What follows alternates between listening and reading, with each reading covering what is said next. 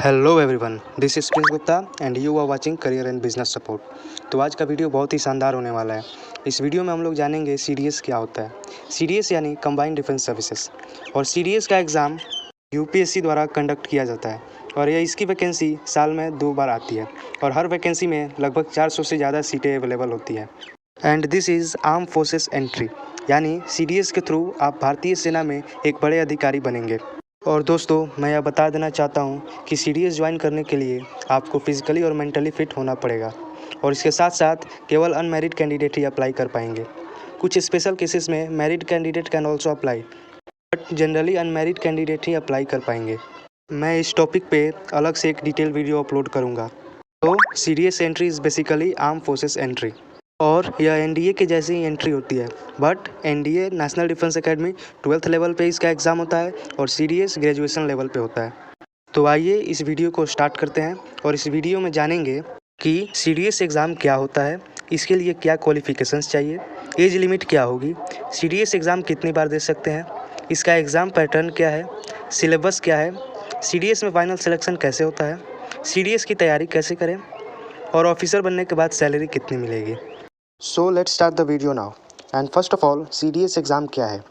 CDS entry एक arm forces entry है जिसमें आप भारतीय सेनाओं के बड़े अधिकारी के पद पर नियुक्त होंगे, यानी यह एक ऑफिसर एंट्री है जिसमें आप एक मिलिट्री यूनिट के लीडर के रूप में कार्य करेंगे और इस देश की सेवा करेंगे।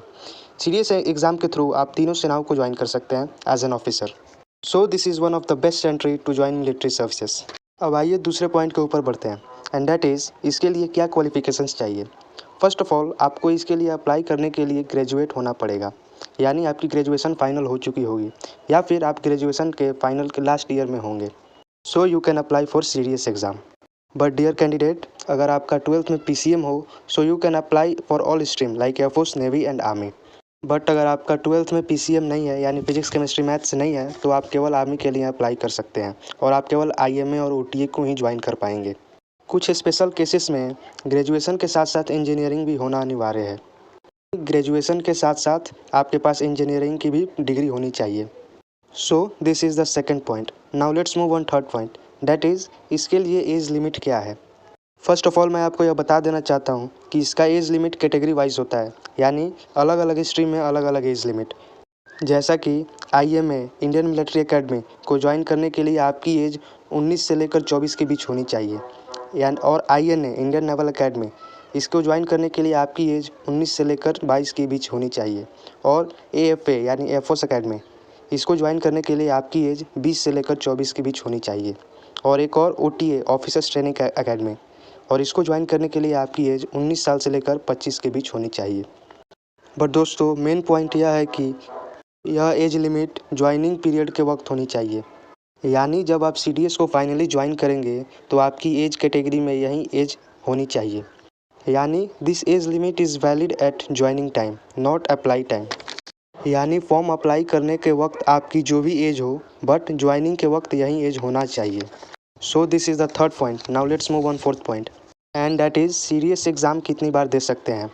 इसका कोई बाउंडेशन नहीं है, यानी इसका कोई लिमिट नहीं है। जब तक आपकी एज है तब तक आप इसके लिए अप्लाई कर सकते हैं, यानी जब तक आपकी एज कैटेगरी में एग्जिस्ट करती है then you can apply for this exam and you can successfully appear. अब आइए पाँचवें पॉइंट के ऊपर बढ़ते हैं, and that is CDS exam का पैटर्न क्या है। जैसा कि सीडीएस एग्ज़ाम के पेपर में 3 पेपर होते हैं, paper 1, paper 2 and paper 3। Paper 1 यानी इंग्लिश, पेपर 2 यानी general knowledge and maths paper 3, और हर एक सब्जेक्ट के लिए आपको 2 घंटे का समय दिया जाता है। और इसके साथ साथ इंग्लिश में 120 क्वेश्चंस होते हैं 100 मार्क्स के, और जनरल नॉलेज में भी 120 क्वेश्चंस होते हैं 100 मार्क्स के, और मैथ्स में 100 क्वेश्चन होते हैं 100 मार्क्स के। But dear candidate, OTA join करने के लिए मैथ्स का पेपर नहीं होता है, ओनली जनरल नॉलेज और इंग्लिश का पेपर कंडक्ट किया जाता है। और इस एग्ज़ाम में नेगेटिव मार्किंग भी होती है, यानी एक गलत क्वेश्चन पे 0.33 मार्क्स डिडक्ट होंगे। इसमें 1/3 की नेगेटिव मार्किंग होती है। Now let's move on 6 point, that is exam syllabus क्या है। जैसा कि इसमें 3 पेपर होते हैं, इंग्लिश, मैथ्स और जीके। इंग्लिश में 10th और 12th लेवल के ही क्वेश्चंस होते हैं, यानी 10th और 12th लेवल के सारे टॉपिक्स ही आते हैं, और ज़्यादातर ग्रामेटिकल क्वेश्चंस आते हैं, यानी ग्रामर का पोर्शन इंपॉर्टेंट होता है। और अगर बात करें जीके की, तो इसमें जीके के साथ साथ करंट अफेयर्स और लेटेस्ट अपडेट के भी क्वेश्चंस आते हैं। यानी लेटेस्ट न्यूज़। और अगर बात करें मैथ्स की तो इसमें भी 10th और 12th लेवल के ही क्वेश्चंस आते हैं, यानी 10th और 12th के सारे टॉपिक्स इसके लिए इम्पोर्टेंट हैं। और इस एग्ज़ाम में ज़्यादातर क्वेश्चंस फार्मूला बेस ही आते हैं, तो focus on formulas in maths. मैं एग्ज़ाम सिलेबस पे अलग से एक डिटेल्ड वीडियो बना के अपलोड करूँगा, सो इसलिए अब इस चैनल को सब्सक्राइब करें टू गेट नोटिफाइड। और वीडियो अच्छा लग रहा है तो इस वीडियो को भी एक लाइक कर दें और हमें फॉलो करें, क्योंकि हम लोग ऐसे ही लेटेस्ट अपडेट आपके लिए लाते रहते हैं। So subscribe our channel right now. अब आइए 7वें पॉइंट के ऊपर बढ़ते हैं, एंड दैट इज़ सीडीएस में फाइनल सिलेक्शन कैसे होता है। इसमें फाइनल सिलेक्शन जनरली 3 स्टेज में होता है।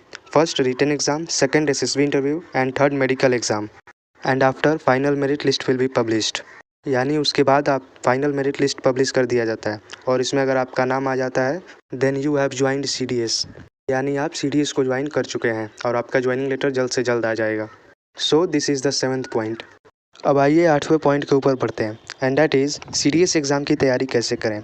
इस एग्ज़ाम की तैयारी करने के लिए डेली 4 से 5 घंटे स्टडी करें, ज़्यादा से ज़्यादा रिवीजन करें, ज़्यादा से ज़्यादा प्रैक्टिस सेट सॉल्व करें और इसके साथ साथ प्रीवियस ईयर क्वेश्चंस को भी सॉल्व करें। और लास्ट के 15 दिनों में ज़्यादा से ज़्यादा मॉक टेस्ट को लगाएं, जिससे आपको पता चलेगा कि आपको क्वेश्चंस को कैसे अटेम्प्ट करना है। And also go for daily running and keep your body fit, because CDS को ज्वाइन करने के लिए आपको फिजिकली और मेंटली फिट भी होना पड़ेगा। And this is also fact that कि सीडीएस एग्ज़ाम को क्वालिफाई करने के लिए आपको सीडीएस के बेस्ट बुक्स को ही पढ़ना पड़ेगा। सीडीएस एग्ज़ाम के बहुत सारे बेस्ट बुक्स हैं, मैं इस टॉपिक पे अलग से एक डिटेल्ड वीडियो बना के अपलोड करूँगा। तो आपने अगर इस चैनल को अभी सब्सक्राइब नहीं किया है तो अभी सब्सक्राइब कीजिए टू गेट नोटिफाइड, यानी इस चैनल को सब्सक्राइब करने से हमारी वीडियोस की नोटिफिकेशन आप तक पहुंचेगी। So subscribe our channel right now. अब आइए लास्ट पॉइंट के ऊपर बढ़ते हैं, एंड दैट इज़ ऑफिसर बनने के बाद आपको सैलरी कितनी मिलेगी। दोस्तों, मैं यह बता देना चाहता हूं कि आप सीडीएस एंट्री के थ्रू भारतीय सेनाओं में एक बड़े अधिकारी के रूप में ही अपना कार्य करेंगे, यानी इनिशियल लेवल पे आप लेफ्टिनेंट के पद पे नियुक्त होंगे और इनिशियल स्टेज में आपकी सैलरी 56,100 से लेकर 1,77,500 तक होगी। और इसके साथ साथ बहुत सारे आपको अलाउंसेस भी मिलेंगे, जैसे कि dearness allowance, travelling allowance and many more, यानी आपकी ग्रॉस सैलरी अराउंड 1.25 लाख से भी ज़्यादा होगी।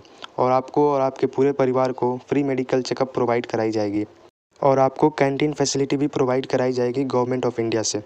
डियर कैंडिडेट, सीडीएस के थ्रू ऑफिसर बनने के बाद आपको क्या क्या बेनिफिट्स मिलेंगी, इस टॉपिक में मैं जल्द ही एक अलग से डिटेल वीडियो बना के अपलोड करूँगा।